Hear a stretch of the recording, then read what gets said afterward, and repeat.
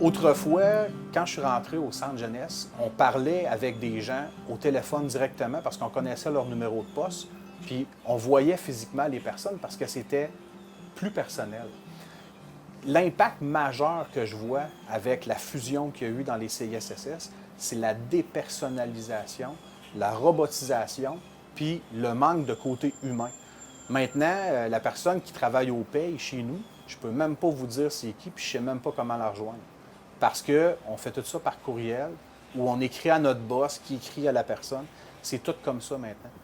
Avant ça, si j'avais un problème puis j'avais besoin de parler à l'infirmière, je l'appelais.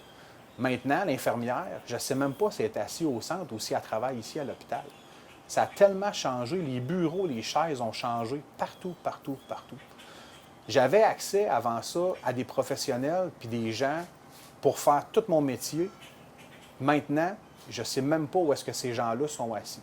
On a des bureaux à la Concorde, à Saint-Romuald, pour les gens qui travaillent du niveau administratif. Je ne sais même pas à quel étage, quel numéro de poste les rejoindre. On a des gens qui travaillent dans des bureaux qui sont à côté, au 100 Monseigneur-Bourgette, parce que nous, l'adresse, c'est le 200. Il y a beaucoup de monde maintenant aussi qui sont en télétravail. Les fusions ont eu cet impact-là. Énormément de choses ont changé en 5 ans et demi. Depuis le jour où moi j'ai commencé, on est en restructuration de nos installations depuis le premier jour. Quand je parle de restructuration des installations, on parlait tout à l'heure des normes, bien, les établissements aussi ont des normes à rencontrer en fait d'aménagement des locaux. Alors moi, quand je suis arrivé ici, on avait des surfaces poreuses, des surfaces de travail, de décontamination qui étaient poreuses, qui pouvaient finalement absorber de l'humidité, créer un développement bactérien. Tout ça, ça a été changé. On est rendu avec des surfaces en stainless, en acier inoxydable, donc qui se nettoient bien, qui ne sont pas poreuses. On a un gros pas de franchi de ce côté-là. On a plusieurs appareils qui ont été changés et on est actuellement en démarche pour le réaménagement du bloc opératoire qui va impliquer un réaménagement de l'URDM, un réaménagement du bloc d'endoscopie et de bronchoscopie. Donc, c'est un projet qui a une échéance vers l'année 2025, si je ne me trompe pas. C'est sûr que là, le scénario peut être un petit peu changé avec la réalité qu'on vit en ce moment, mais on devrait être dans de nouvelles installations aux alentours de 2025. Mais durant ce temps-là, on adapte un vieux bâtiment à la réalité d'aujourd'hui pour avoir un service qui soit le plus ISO possible pour assurer le soin de service sécuritaire à nos patients. Moi, je suis arrivée, on comptait des pilules, quasiment pendant 1 heure ou 2 le matin. On servait pour un mois, puis on servait aussi soins prolongés. Maintenant, tout est changé, tout est robotisé, tout, on scanne tout. Puis le SCAS, là, pour les médicaments intraveineux, ça l'a changé. Le CRIC est rendu tellement gros pour l'oncologie, mais il n'y a plus rien de pareil. C'est quoi, ça, le CRIC? Le CRIC, c'est où que les gens vont recevoir leurs médicaments d'oncologie. Oui, c'est ça. Fait que nous, on prépare là les médicaments. On peut préparer aussi pour les patients qui sont à l'étage, mais souvent, c'est plus au CRIC qu'on est. Là. On est plusieurs équipes, plusieurs secteurs, donc on est habillés différemment aussi. Les techniques sont différentes aussi en oncologie là, pour en dessous de la hotte stérile. Là, fait que tout est différent, il n'y a plus rien de pareil. Là. Oui, on a eu des gros changements parce qu'au début, quand on a commencé, à vrai dire, on aidait beaucoup les patients à se lever.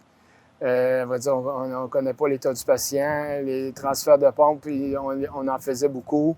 Ça pouvait arriver qu'on touche à quelque chose qu'on n'avait pas le droit, les pompes, les sondes, les plugs vac. Maintenant, on ne touche plus à rien de ça. Ça, c'était un gros avantage puis une grosse amélioration. Sur les étages, avant, à vrai dire, c'est nous qui allions chercher les chaises pour que le patient embarque dans le fauteuil roulant ou la civière. Maintenant, quand on arrive sur les étages pour aller chercher les patients en chaise roulante, le patient est tout le temps assis dans sa chaise roulante, ou la plupart du temps, on va dire, tout ça. Puis en civière aussi, on arrive, il est souvent couché dans sa civière, il est déjà prêt, il nous reste juste à partir avec le patient, l'avertir qu'on part avec le patient, puis s'en aller à son examen.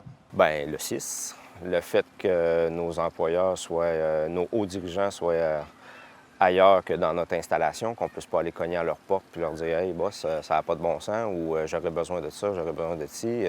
Souvent, je me rapporte à mon supérieur immédiat pour des besoins, puis il dit hey, « ben oui, ça a vraiment de l'allure, Maxime, on va essayer de travailler fort pour avoir ça », puis tu reviens un mois après, puis l'autre plus haut, il a dit non.